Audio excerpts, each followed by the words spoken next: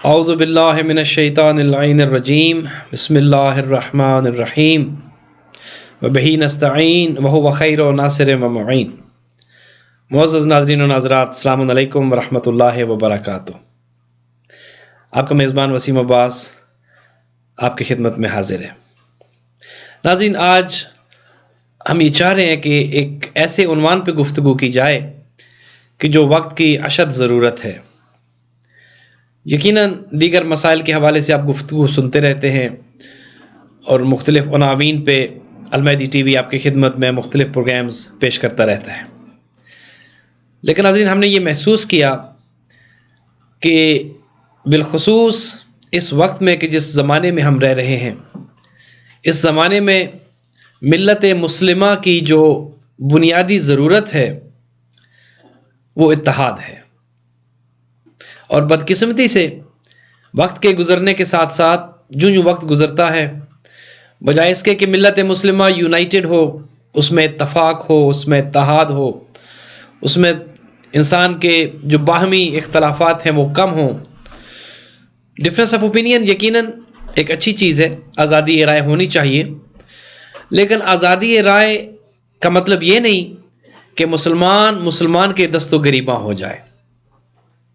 عدم برداشت کا اسلام کے ساتھ کوئی تعلق نہیں ہے۔ اسلام تو انسان کو برداشت کا درس دیتا ہے، تحمل کا درس دیتا ہے، بردباری کا درس دیتا ہے۔ اسلام یہ درس دیتا ہے کہ جیو اور جینے دو۔ ہر شخص کو زندگی گزارنے کا حق حاصل ہے، ہر شخص کو اپنی رائے پیش کرنے کا حق حاصل ہے، لیکن اس کا مطلب یہ نہیں کہ آپ اپنی رائے کو دوسروں پہ زبردستی امپوز کرنے کی کوشش کریں۔ اسلام قطعاً اس کی اجازت نہیں دیتا۔ اسلام یہ بھی نہیں چاہتا کہ ہم طاقت کے بل بوتے پر کسی دوسرے کو دائرہ اسلام میں لانے کی کوشش کریں۔ اسلام کبھی بھی زبردستی کا درس نہیں دیتا۔ اسلام تو یہ کہتا ہے کہ ادعو الی سبیل ربک بالحکمت والموعظۃ الحسنہ، کہ اگر غیر مسلمین کو دائرہ اسلام میں لے کے آنا ہے تو حکمت کے ساتھ اور موعظہ حسنہ کے ساتھ، بہترین کلام کے ساتھ۔ زبردستی نہیں ہے دین میں۔ دین اسلام کبھی بھی اس بات کی اجازت نہیں دیتا کہ آپ دوسروں کو طاقت کے بل بوتے پر، زور سے، تشدد سے، زبردستی سے، ظلم و جور سے دوسروں کو دائرہ اسلام میں داخل کریں۔ اور اسلام میں بھی جب ایک شخص دائرہ اسلام میں داخل ہو جاتا ہے، وہ کلمہ پڑھ لیتا ہے، وہ شہادتیں دے دیتا ہے، اور وہ یہ کہہ دیتا ہے کہ اشہد ان لا الہ الا اللہ وحدہ لا شریک لہ، خدا کی وحدانیت کی گواہی دی، اور اس کے علاوہ جب وہ دوسری گواہی دیتا ہے کہ اشہد ان محمدا عبدہ ورسولہ، تو وہ دائرہ اسلام میں داخل ہو گیا۔ اور اس کے علاوہ ایک اور شہادت بھی ہے کہ جو انسان کو دائرہ ایمان میں داخل کرتی ہے، اور وہ شہادت امیر المؤمنین علی ابن ابی طالب علیہ الصلوۃ والسلام کی ولایت کے متعلق ہے۔ جب انسان یہ کہہ دیتا ہے کہ اشہد ان علی ولی اللہ، تو اب وہ دائرہ عصمت و ولایت کو ماننے والوں میں شامل ہو جاتا ہے۔ لیکن دین میں جبر نہیں، دین میں تشدد نہیں، اس لیے فرمایا کہ لا اکراہ فی الدین، دین میں جبر نہیں، دین میں زبردستی نہیں۔ آج ملت مسلمہ جن حالات سے گزر رہی ہے، بدقسمتی سے اسلام کو اس طرح سے پیش کیا جا رہا ہے کہ گویا اسلام زبردستی اور طاقت کے ذریعے پھیلانے والے دین کا نام ہے، حالانکہ یہ درست نہیں ہے۔ اسلام تو حکمت کے ساتھ، دلائل کے ساتھ، لاجک کے ساتھ، اور اسلام تو پیار کے ساتھ، شفقت کے ساتھ پھیلائے جانے والے دین کا نام ہے۔ 1400 سالہ تاریخ گواہ ہے، انبیاء نے اگر دین پھیلایا تو انبیاء کا اسلام پھیلانے کا طریقہ کیا تھا؟ کیا انہوں نے کسی کو زبردستی مسلمان بنایا؟ حضرت آدم سے لے کر حضرت خاتم تک، اور پھر امیر المومنین علیہ الصلوۃ والسلام سے لے کر حضرت حجت علیہ الصلوۃ والسلام تک، یہ جو ہادیان برحق ہیں، یہ جو سلسلہ ہدایت کرنے والے ہیں، یہ جو انبیاء و ائمہ ہیں، انہوں نے دین کس طرح سے پھیلایا، انہوں نے درس کیا دیا؟ سب سے پہلی تبلیغ جو کی گئی، سب سے پہلا درس جو دیا گیا وہ تو یہی تھا کہ قولوا لا الہ الا اللہ تفلحوا، اللہ کی وحدانیت کا اقرار کر لو، اللہ کو ایک فی ذات ہی و فی صفات ہی تسلیم کر لو، یہی کامیابی ہے۔ تو جب انسان دائرے توحید میں آ جاتا ہے، توحید کو ماننے والوں میں شمار اس کا ہو جاتا ہے، رسالت و ولایت کا اقرار کر لیتا ہے، جب انسان مسلمان اور مومن بن جاتا ہے، اب اس پہ ذمہ داریاں عائد ہوتی ہیں، اب وہ آزاد نہیں رہتا۔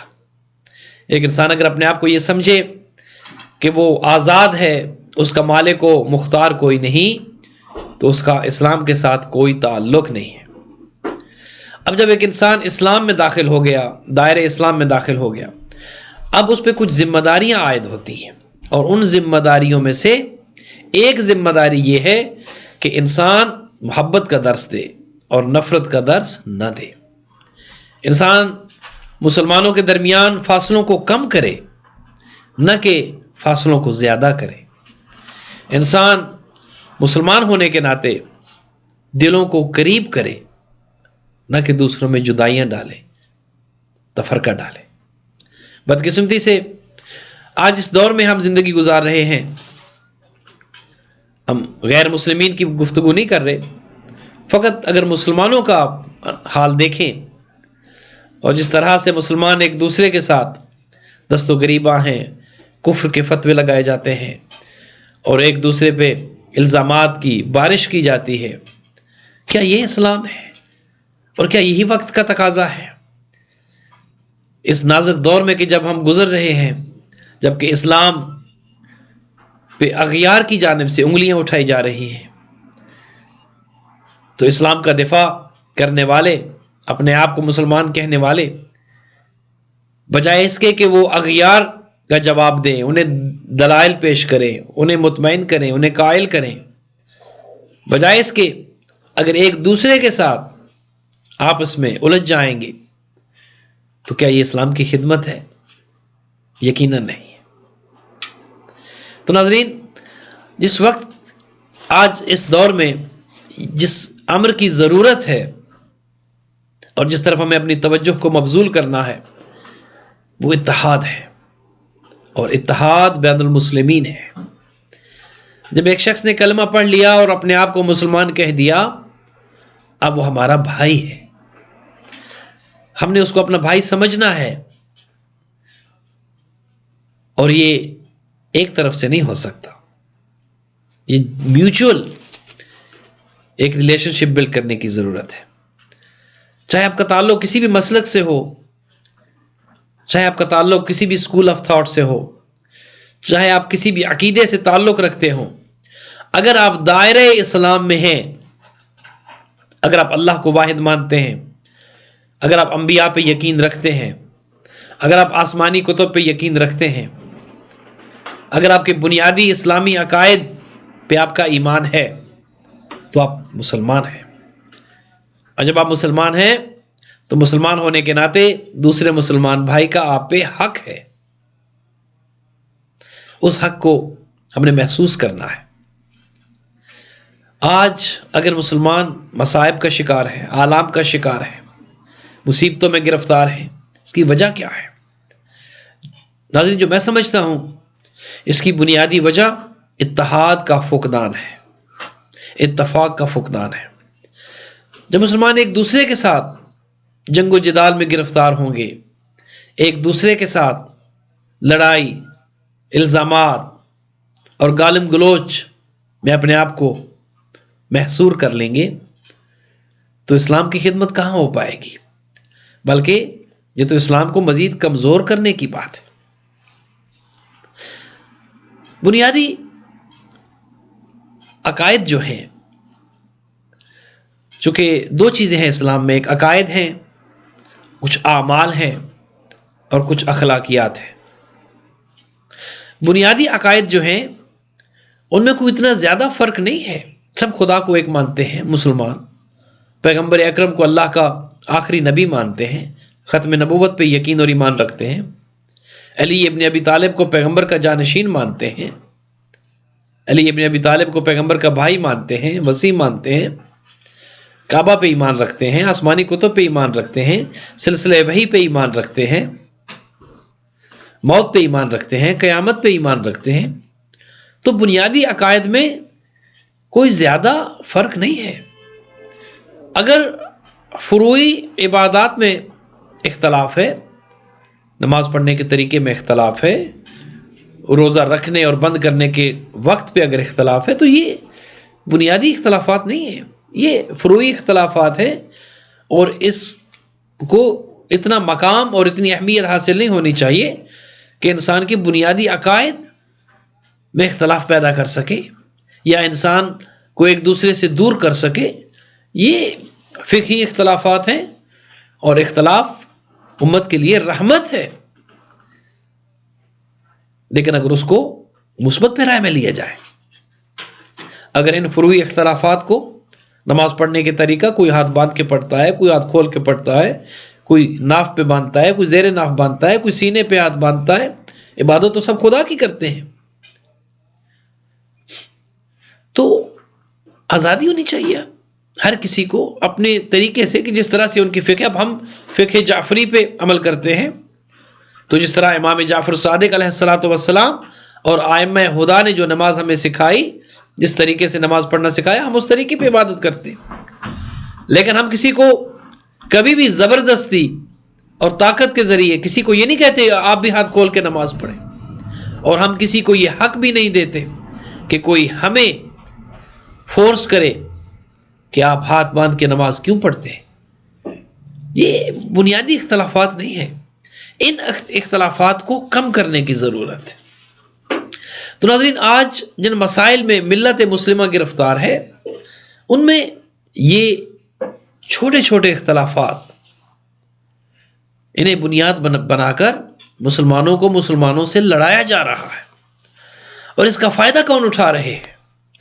یقیناً اس کا فائدہ وہ طاقتیں اٹھا رہی ہیں جو نہ مسلمانوں کی خیر خواہ ہیں، نہ اسلام کی خیر خواہ ہیں، اور کچھ ایسے لوگوں کو کہ جو مسلمانوں کے بھیس میں ہیں لیکن وہ مسلمان نہیں ہیں، ان لوگوں کو ہائر کیا جاتا ہے، ان لوگوں کو مسلمانوں کی صفوں میں داخل کیا جاتا ہے، اور پھر انہیں اسلام کے خلاف استعمال کیا جاتا ہے۔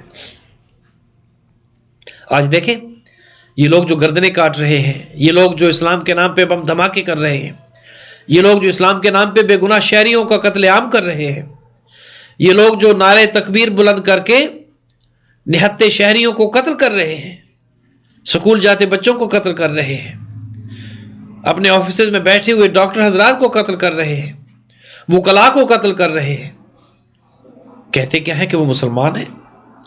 یہ مسلمان نہیں ہیں، ان کا اسلام کے ساتھ کوئی تعلق نہیں ہے، یہ خوارج ہے، یہ خارج ہو چکے ہیں اسلام سے۔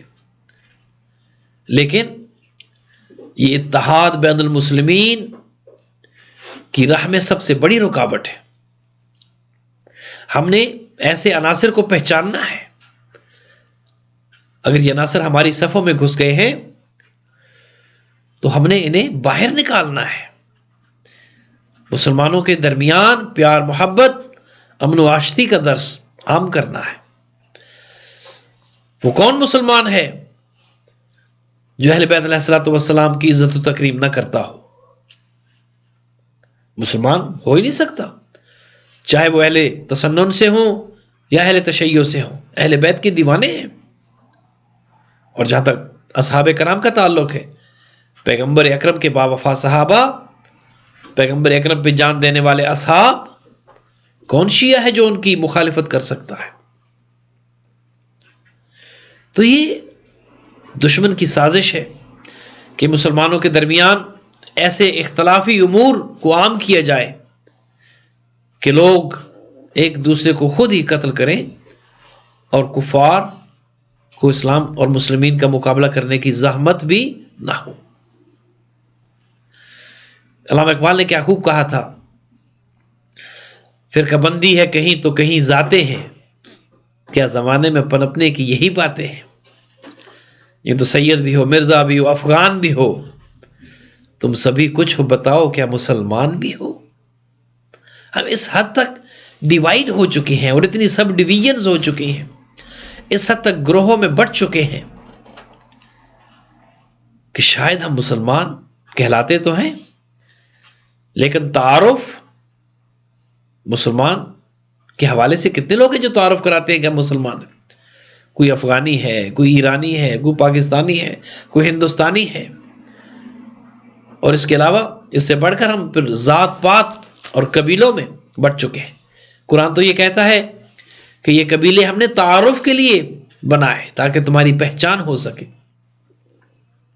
نہ کہ یہ کہ تم ان قبیلوں کو اپنے لیے عزت کا باعث سمجھو اور اپنے آپ کو جو بائنڈنگ فورس ہے، جو اسلام ہے، جو ایمان ہے، جو ایک رشتہ ایمانی ہے، اس کو اہمیت نہ دو۔ اسلام تو جوڑنے کے لیے آیا ہے، اس لیے فرمایا کہ وَاعْتَصِمُوا بِحَبْلِ اللَّهِ جَمِيعًا وَلَا تَفَرَّقُوا۔ اسلام تو تفرقے کی کبھی اجازت نہیں دیتا۔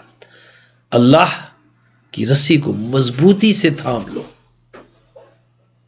وہ رسی کیا ہے؟ اللہ کی رسی کی جس کو تھامنے کا حکم دیا گیا ہے، وہ رسی کیا ہے؟ کبھی ہم نے اس پہ غور کی ہے؟ اتحاد ہے، اتفاق ہے، وحدانیت ہے، رسالت ہے، ولایت ہے، دین ہے۔ اگر ہم اس کو پکڑ لیں اور تفرقہ خود بخود ختم ہو جائے گا۔ اگر ہم اس عقیدے پہ اور اس ایمان پہ آ جائیں کہ اپنا مذہب چھوڑو نہیں اور کسی کے مذہب کو چھیڑو نہیں، تو یہ مسائل ختم ہو جائیں گے۔ ہمارے اندر برداشت کا مادہ ہونا چاہیے، ایک دوسرے کے عقائد کو برداشت کریں۔ ابھی حال ہی میں دیکھیں، کل بھی اس حوالے سے کچھ گزارش آپ کی خدمت میں کی تھی کہ جب اہل بیت علیہ الصلوۃ والسلام کی توہین کی گئی جیو چینل کی طرف سے، تو اس میں صرف شیعہ آگے نہیں آئے، اس میں اہل سنت بھی آگے آئے۔ انہوں نے بھی مظاہرے کیے، اہل سنت نے اس چینل کو دیکھنے کو حرام قرار دیا، اہل سنت کے مفتیوں نے فتاوی دیے، تو اہل بیت کے وہ بھی دیوانے ہیں۔ جب اصحاب کا ذکر آتا ہے ابھی دیکھیے شام میں جب یہ واقعہ ہوا، حضرت عمار یاسر کے حوالے سے، حضرت حجر بن عدی کے حوالے سے، جب ان کے مزارات کی توہین کی گئی، حضرت جعفر طیار کے مزار کی توہین کی گئی، جب اصحاب رسول کی اہانت ہوتی ہے تو اہل بیت کے چاہنے والے آگے آتے ہیں، چونکہ جو پیغمبر کے باوفا صحابہ تھے، ان کے قدموں کی خاک ہماری آنکھوں کا سرما ہے۔ کون شیعہ ہے جو باوفا اور مخلص صحابہ کی عزت نہیں کرتا، اور کون سنی ہے جو اہل بیت کا احترام نہیں کرتا؟ تو یہ دشمن کی سازش ہے کہ جب دشمن اس طرح کی چیزوں کو بنیاد بنا کر مسلمانوں کو مسلمانوں سے لڑاتا ہے اور اپنے مفادات حاصل کرتا ہے، اب مسلمان قوم کو ہوش کے ناخن لینے چاہیے۔ یہ مسلمانوں پہ ذمہ داری ہے کہ وہ اپنی صفوں میں دیکھیں کہ وہ کون لوگ ہیں کہ جو اپنے آپ کو بظاہر تو مسلمان کہتے ہیں، لیکن وہ تفرقہ بازی کی باتیں کرتے ہیں، وہ لڑانے کی باتیں کرتے ہیں، وہ مسلمانوں کو کافر کہلانے کی باتیں کرتے ہیں۔ یہ اسلام کی خدمت تو نہیں کر رہے۔ تو ان لوگوں کو پہچاننے کی ضرورت ہے اور اپنی صفوں میں اتفاق و اتحاد کو عام کرنے کی ضرورت ہے۔ آپ دیکھتے ہیں پاکستان میں، ہندوستان میں شیعہ اور سنی کے رشتے آپس میں جڑے ہوئے ہیں، ایک دوسرے کے ساتھ رشتوں میں منسلک ہیں، شادی بیاہ ایک دوسرے کے ساتھ ہوتے ہیں، ایک دوسرے کے ساتھ دیرینہ تعلقات ہیں، اور ایک عرصے سے یہ سلسلہ چلا آ رہا ہے۔ تو ناظرین، جہاں جہاں بھی اس پروگرام کو دیکھا جا رہا ہے، یونائٹڈ اسٹیٹس، کینیڈا، آسٹریلیا اور دیگر ممالک میں جادو شابہ اور انٹرنیٹ کے ذریعے جہاں جہاں بھی یہ پیغام پہنچ رہا ہے، آپ سے گزارش یہ ہے کہ اسلام محبت کا درس دیتا ہے، امن کا درس دیتا ہے، پیار کا درس دیتا ہے۔ اسلام تو غیر مسلموں سے بھی سختی سے پیش آنے کی اجازت نہیں دیتا. اسلام تو یہ کہتا ہے کہ اگر غیر مسلموں سے بھی پیش آؤ تو اپنا کردار اس طرح سے پیش کرو کہ وہ تمہارے کردار سے متاثر ہو کر دائرہ اسلام میں داخل ہو جائے. اسلام کبھی اجازت نہیں دیتا کہ اس طرح سے اپنے آپ کو جھگڑالو، گالم گلوچ کرنے والے، دوسروں پہ الزامات لگانے والے، دوسروں کی اہانت کرنے والے، دوسروں کا مذاق اڑانے والے نہ بنو. اسلام قطعاً اس کی اجازت نہیں دیتا. اور پھر اہل بیت کے چاہنے والے امام جعفر صادق علیہ الصلوۃ والسلام نے اپنے شیعوں کو مخاطب کر کے کیا فرمایا تھا؟ فرمایا تھا شیعتنا کونوا لنا زینا ولا تکونوا علینا شینا. اے ہمارے چاہنے والو، ہمارے لیے باعث زینت بنو.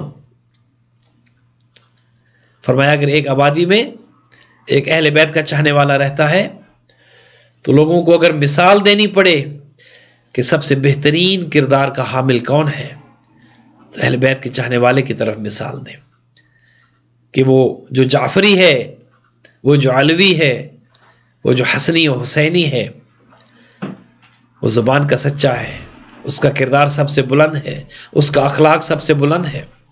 یہ بنیادی صفات ہیں جو ہمارے اندر ہونی چاہیے. اور ہم دوسروں کو اگر دائرہ اسلام میں لانے کی کوشش کرتے ہیں تو سب سے بہترین انداز جو لوگوں تک اپنا پیغام پہنچانے کا ہے وہ کردار ہے. اگر مسلمان ایک دوسرے سے جنگ و جدال اور لڑائی اور تفرقے میں الجھے رہیں گے تو وہ دوسروں کو اسلام کی تبلیغ کیسے کریں گے؟ اسلام کی راہ کی طرف کیسے بلائیں گے؟ اپنا کردار ایسا ہونا چاہیے، کھلے دل کے ساتھ لوگوں سے پیش آئیں، لوگوں کو معاف کرنے کا جذبہ رکھیں. انتقام لینا اور منتقم مزاج ہونا اسلام اس کی نفی کرتا ہے.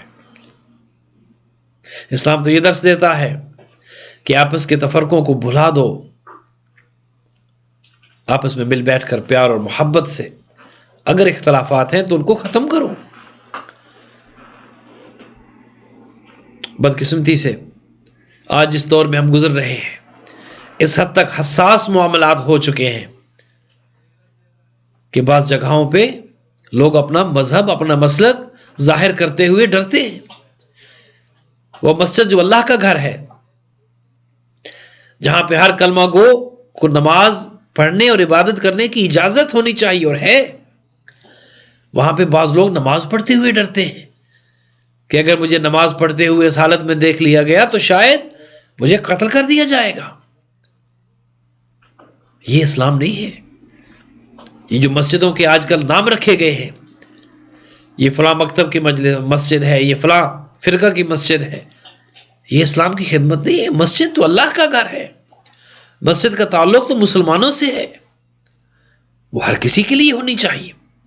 آپ ہاتھ باندھ کے نماز پڑھیں، آپ ہاتھ کھول کے نماز پڑھیں، آپ جس طرح سے بھی اللہ کی عبادت کریں، آپ کو حق حاصل ہونا چاہیے. یہ کون لوگ ہیں کہ جنہوں نے مسجدوں کو بھی محدود کر دیا ہے، ذاتی جاگیر بنا لیا ہے؟ کیا یہ اسلام کی خدمت کر رہے ہیں؟ جنہوں نے مساجد کے نام رکھ کر محدود کر دیا ہے.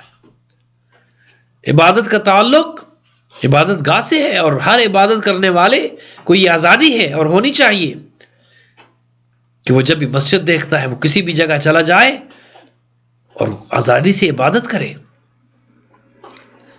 لیکن کچھ ایسے عناصر کہ جو اتحاد نہیں چاہتے، اتفاق نہیں چاہتے، جو دیواروں پہ کفر کے فتوے لکھتے ہیں، کفر کے نعرے لکھتے ہیں، جو مسلمانوں کو کافر بنانے پہ تلے ہوئے ہیں، ایسی فیکٹریاں لگ چکی ہیں اب کہ مسلمانوں کو دھڑا دھڑ کافر بنائے جا رہے ہیں. کیا یہ اسلام کی خدمت ہے؟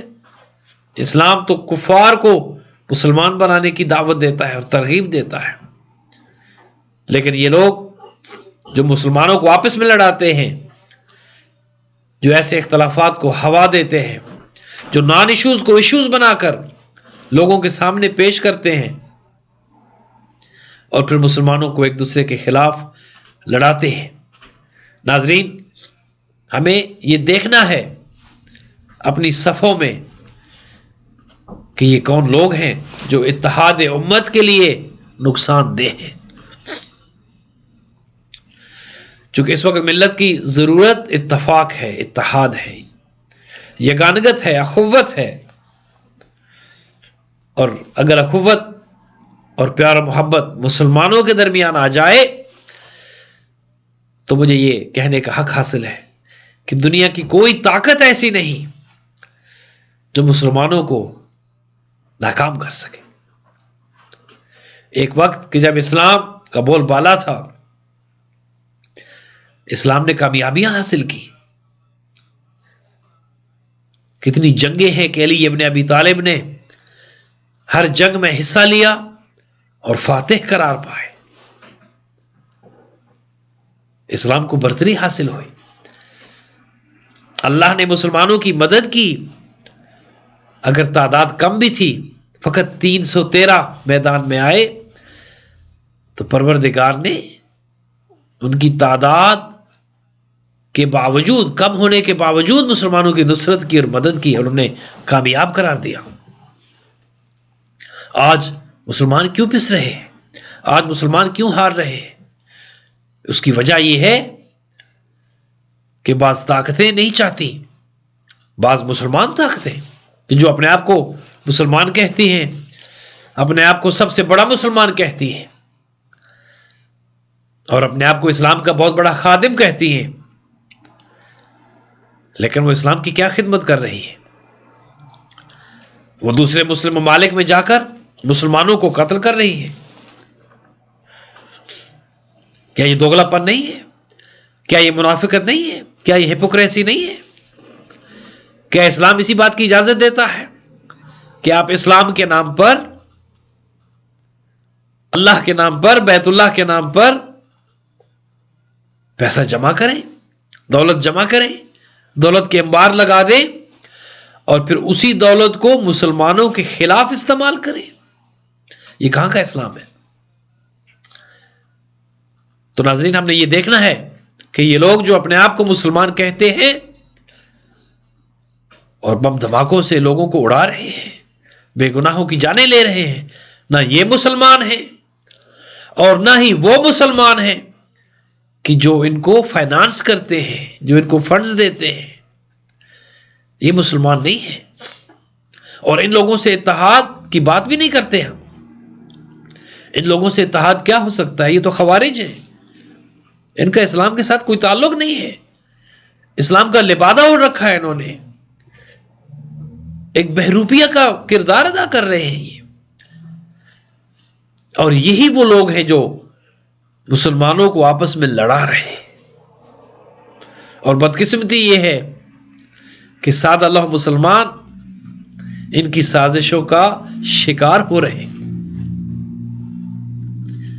ہم نے اس پہ توجہ کرنی ہے کہ وہ کون لوگ ہیں جو ہمارے درمیان پیار اور محبت کو نہیں دیکھنا چاہتے۔ الحمدللہ کل المہدی سینٹر نیو یارک میں جشن ولادت امیر المومنین علی ابن ابی طالب علیہ الصلوۃ والسلام بہت جوش و خروش سے منایا گیا، اور میں یہ دیکھ کر حیران ہوا کہ وہاں پہ اہل سنت کے اکابرین موجود تھے، اہل سنت کے علماء موجود تھے، جنہوں نے خود فضائل علی ابن ابی طالب میں بہت مرکبتیں پڑھی، انہوں نے خود حصہ لیا۔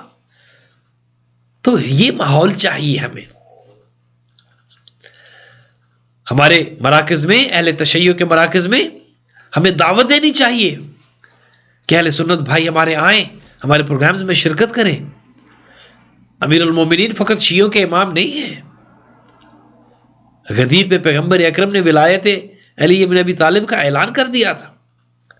اہل سنت بھی علی کے دیوانے ہیں، تو ایسے پروگرامز میں ہمیں انہیں انوائٹ کرنا چاہیے۔ اور جب اہل سنت کے ہاں کوئی پروگرامز ہوتے ہیں، محفل میلاد ہوتی ہے، 12 ربیع الاول کا جلوس ہوتا ہے، تو ہمیں شرکت کرنی چاہیے۔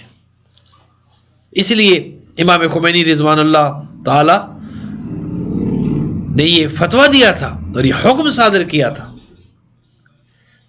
امام نے کہا تھا کہ 12 سے 17 ربیع الاول تک پورے ہفتے کو ہفتے وحدت کی عنوان پہ منایا جائے.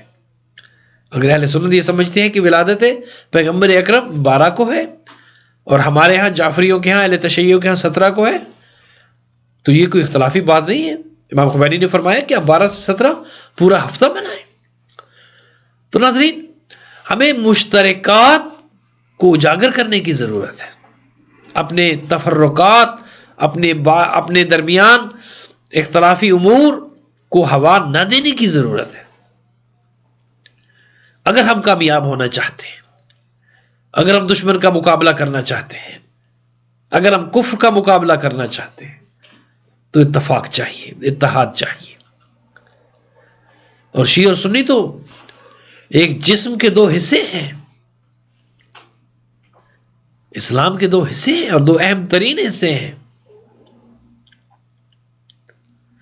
اگر پیغمبر اکرم کی سنت پہ عمل کرنے والے کو سنی کہتے ہیں تو شیعہ سب سے بڑے سنی ہیں. شیعہ ہی تو پیغمبر اکرم کی سنت پہ عمل کرتے ہیں. اگر سنت پہ عمل کرنے والے کو سنی کہتے ہیں تو شیعہ اہل سنت ہے. اگر اہل بیت کی محبت رکھنے والے کو شیعہ کہتے ہیں تو سنی سب سے بڑے شیعہ ہیں. اہل سنت کے دلوں میں اہل بیت کی محبت موجود ہے. امام شافعی کے اشعار دیکھیے آپ کہ اہل بیت اس سے بڑھ کے آپ کی عزت و عظمت کیا ہوگی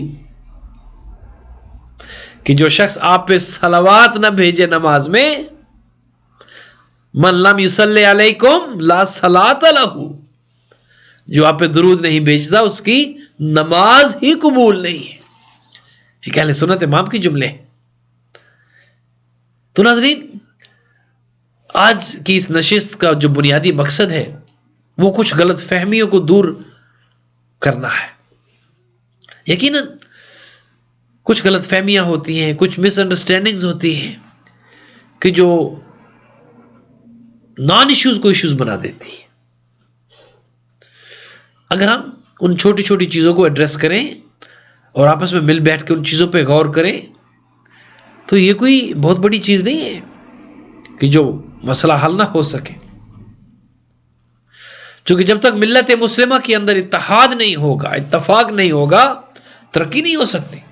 مسلمان کے ساتھ لڑتا رہے گا، ایک دوسرے کو کمزور کرتے رہیں گے تو دشمن کا مقابلہ کیا کریں گے؟ اپنی صفوں میں اتفاق ہو، اتحاد ہو تو مسلمان ایک بہت بڑی طاقت بن کے ابھریں گے. تو پھر دشمن بھی یقیناً خائف ہوگا.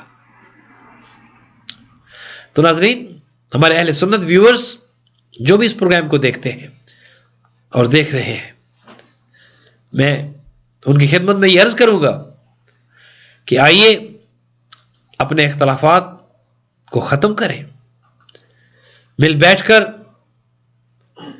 اسلام کی خدمت کرنے کا عزم کریں اور تجدید عہد کریں، اور یہ عہد کریں کہ ہم اللہ کی وحدانیت پہ بھی یقین رکھتے ہیں، پیغمبر اکرم کی رسالت پہ بھی یقین رکھتے ہیں، اور کون ہے جو علی ابن ابی طالب کی ولایت کا منکر ہو، کون ہے جو کربلا کا منکر ہو، کون ہے جو حسین ابن علی علیہ الصلوۃ والسلام کے عظیم کارنامے کا منکر ہو کہ جس نے اسلام کو دوام بخشا. تو ناظرین یہ چھوٹی چھوٹی چیزیں تھیں جو ضروری سمجھا کہ آپ کی خدمت میں عرض کی جائیں اور آپ سے یہ چیزیں شیئر کی جائیں، چونکہ مسلمان ہونے کے ناطے ہم پہ یہ ذمہ داری عائد ہوتی ہے کہ ہم نفرتوں کو کم کریں. یہ میڈیا چینل جو ہیں، پرنٹ میڈیا ہو، الیکٹرانک میڈیا ہو، یا واعظین ہو، خطباء ہو، علماء ہو، سب کی ذمہ داری عائد ہوتی ہے، سب پہ ذمہ داری عائد ہوتی ہے، اور سب کا یہ فریضہ ہے کہ جہاں بھی گفتگو ہو اتفاق کا درس دیا جائے، پیار و محبت کا درس دیا جائے. مسلمان کو نفرت کی نظر سے نہ دیکھے، مسلمان دوسرے مسلمان کو شک کی نظر سے نہ دیکھے، مسلمان کو تحقیر آمیز نظروں سے نہ دیکھے. بلکہ مسلمان کے دل میں دوسرے مسلمان کے لیے محبت کا جذبہ ہونا چاہیے، پیار کا جذبہ ہونا چاہیے. یہ اسلام کی خدمت ہے. تو ناظرین، امید ہے آپ کو آج کا یہ پروگرام پسند آیا ہوگا، اور جو گزارشات آپ کی خدمت میں پیش کی اس پہ آپ ہمیں اپنی آراء سے بھی مستفید کر سکتے ہیں. almehdi.tv@gmail.com پہ آپ ہمیں ای میل کر سکتے ہیں، اور ہمارے فون نمبرز 8489992263 اور 8489992264 پہ آپ کالز کر کے ہمیں اپنی آراء سے مستفید کر سکتے ہیں. ناظرین، المہدی ٹی وی آپ کی خدمت میں ایک عرصے دراز سے ایک مذہبی فریضہ انجام دے رہا ہے، خدمت کر رہا ہے، اور آپ سے تعاون کا بھی متمنی ہے.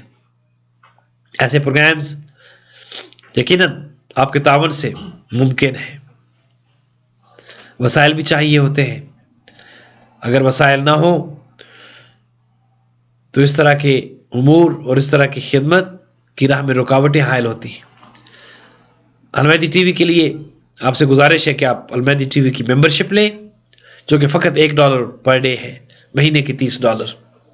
اب آگے بڑھیں، المہدی ٹی وی کے ساتھ تعاون کریں، تاکہ اسلام کی خدمت کے لیے المہدی ٹی وی نے جو ذمہ داری لی ہے پروردگار اس میں آسانی پیدا کرے، اور المہدی ٹی وی اور اس کی انتظامیہ کو یہ توفیق حاصل ہو کہ وہ بطریق احسن خدمت دین انجام دے سکے. تو ناظرین، آج کے پروگرام کے حوالے سے یقیناً ہمیں آگاہ کیجیے گا. آپ کو اگر اس پہ کچھ مزید تجاویز ہوں، آراء ہوں، تو ہم آپ کی تجاویز سننے کے لیے یقیناً مشتاق ہوں گے. اگلے پروگرام تک کے لیے اپنے میزبان وسیم عباس کو اجازت دیجیے. اپنے گھر والوں کا، اپنے اہل و عیال کا، اپنے دوست و احباب کا بہت خیال رکھیے گا. ایک دوسرے کے ساتھ پیار و محبت سے پیش آئیے گا. انشاءاللہ اگلے پروگرام میں آپ کی خدمت میں پھر حاضر ہوں گا.